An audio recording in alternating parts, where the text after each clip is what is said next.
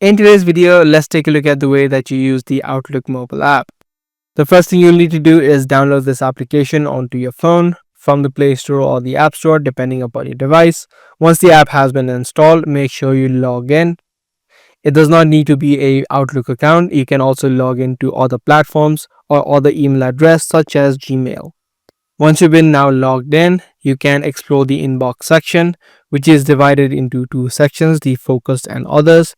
The focus is mainly for important emails, and the others is for newsletters or less critical emails. You can also use the calendar, which is on the bottom, to view events, create new appointments, and even set reminders. If you're trying to find any emails, you can do that by tapping on the search bar on the top.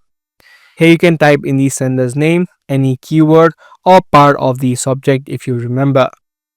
You can also head over to the settings by tapping on the profile icon on the top left and then tap on this gear icon on the bottom left.